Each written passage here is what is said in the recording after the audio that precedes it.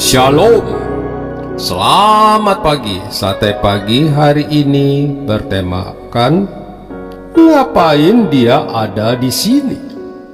Karya Pendeta Dr. Andar Ismail dari seri buku Selamat Berjuang, terbitan BPK Gunung Mulia. Ada teman yang kurang kita sukai, kita ingin membuat dia menderita. Bagaimana caranya? Paling tidak ada dua cara. Pertama, kita pukuli dan tinju dia. Ia pasti mengadu kesakitan. Tetapi cara itu akan menyulitkan kita sendiri. Betulkah kita kuat memukul dia? Mungkin ia akan membalas. Nanti malah kita yang babak belur dipukuli dia. Lagi pula mungkin ia akan menjerit, lalu satpam akan datang. Wah, malah kita jadi repot. Ada cara lain yang jauh lebih mudah untuk membuat dia menderita. Caranya adalah kita sepelekan dia. Dari jauh kita sudah buang muka dan kita pura-pura senyum. Namun di belakangnya kita menggerutu. Ngapain dia ada di sini? Kehadirannya mungkin kita merasa kurang nyaman. Kita ingin menyingkirkan dan meminggirkan dia. Kita cuekin dia. Kita anggap ia tidak ada.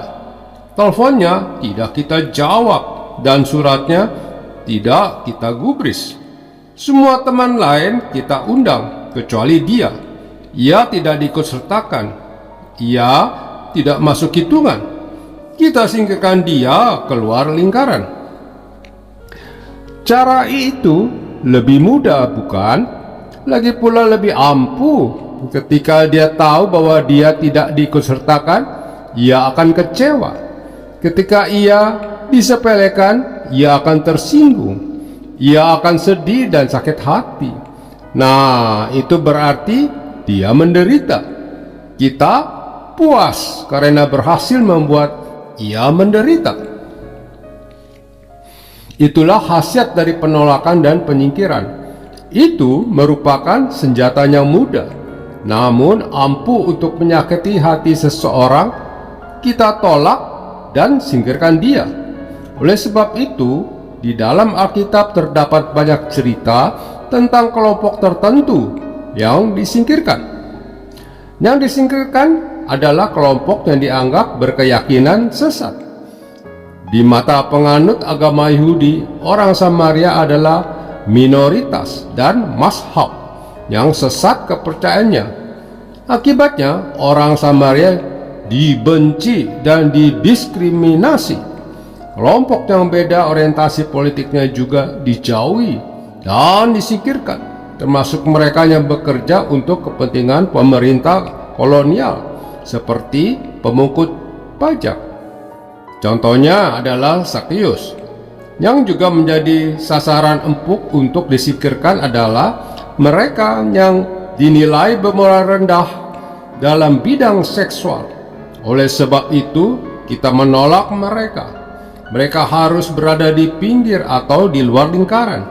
Ketika pada suatu saat mereka berada di tengah lingkaran, kita menggerutu. Ia menerima orang-orang berdosa dan makan bersama-sama dengan mereka. Akibat sikap masyarakat yang menolak kelompok-kelompok tersebut, maka jadilah orang-orang itu tersingkir dari lingkaran. Mereka menjadi warga marginal, yaitu orang yang berdiri di pinggir atau di luar lingkaran. Itulah praktik yang sering terjadi dalam masyarakat. Namun Yesus justru bersikap kebalikannya. Ketika semua orang menganggap mazhab Samaria sesat, ternyata Yesus merangkul mereka. Siapa gerangan kita yang merasa berhak menilai dan menghakimi kepercayaan orang lain? Hanya Allah-Nya absolut dan berhak menilai suatu kepercayaan. Hanya Allah yang tahu tolok ukurnya. Sungguh arogan bila kita berlagak sebagai wakil dari pembela Allah, sebab Allah tidak dapat diwakili dan tidak perlu dibela. Juga ketika semua orang menyingkirkan pemungut pajak, Yesus malah mendekati mereka. Yesus menyapa, "Zakheus, segeralah turun, sebab hari ini aku harus menumpang di rumahmu." Lukas pasal 19 ayat 5. Apa reaksi orang banyak? Tertulis, tetapi semua orang yang melihat hal itu bersungut-sungut. Mereka berkata, "Ia menumpang di rumah orang berdosa." Itulah reaksi orang banyak, yaitu bersungut-sungut.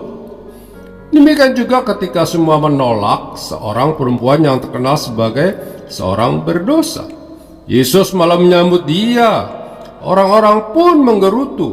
Tentu ia tahu bahwa perempuan itu adalah seorang berdosa. Ketiga kasus itu menunjukkan bahwa Yesus justru bersikap inklusif, yaitu menghisapkan orang-orang yang tersingkir, yang ditolak oleh masyarakat justru diterima oleh Kristus. Perhatikan verba menerima dan makan bersama-sama dalam ayat. Ia menerima orang-orang berdosa dan makan bersama-sama dengan mereka.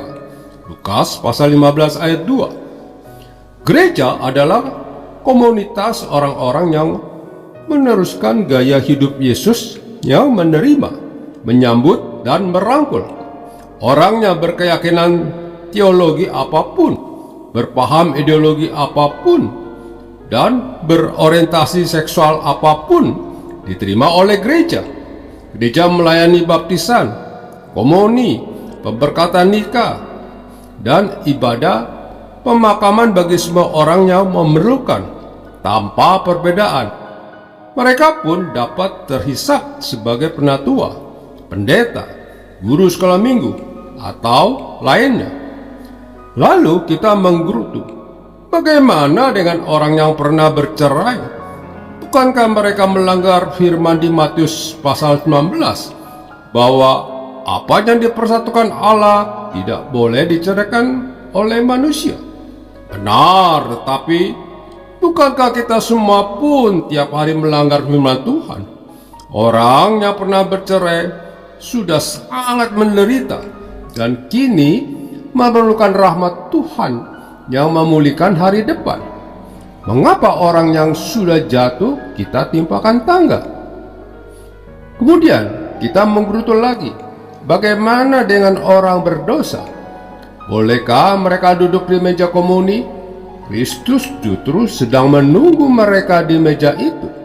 Jikalau orang yang boleh komuni hanyalah orang yang tidak berdosa, rohaniawan yang bertugas melayani komuni itu pun tidak hadir, sebab rohaniawan pun adalah orang berdosa. Kristus saja mau menerima dan makan bersama-sama dengan mereka. Mengapa kita merasa begitu berwenang menolak mereka? Syahdan, seorang ayah tua, bergembira menyambut kedatangan kembali putranya yang telah pergi ke negeri yang jauh dan telah memboroskan hartanya dengan berfoya-foya. Sang ayah betul-betul merasa gembira bahwa putranya kembali lagi. Tetapi seorang putranya yang lain tidak ikut gembira. Sebaliknya, ia malah menggerutu. Ia menggerutu lagi. Sampai sekarang ia masih menggerutu. Ngapain dia ada di sini? Amin.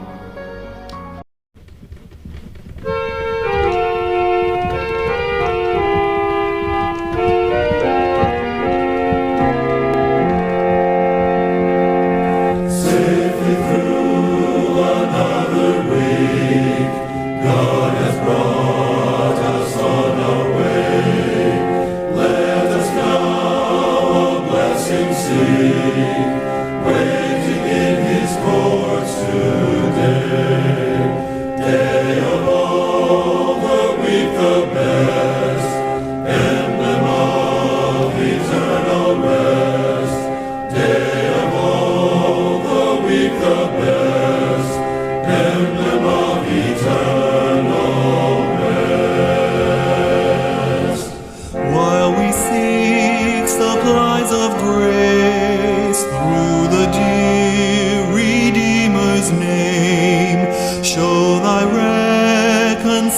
smiling face, take away our sin and shame. From our worldly care set free, may we rest this day in Thee. From our worldly care set free, may we rest this day in Thee. May the gospel's joyful sound conquer sinners, comfort saints, make the fruits of grace abound, bring relief to all complaints. Thus may all our Sabbaths be, till we rise to reign with Thee. Thus may all our Sabbaths be, till we rise to reign.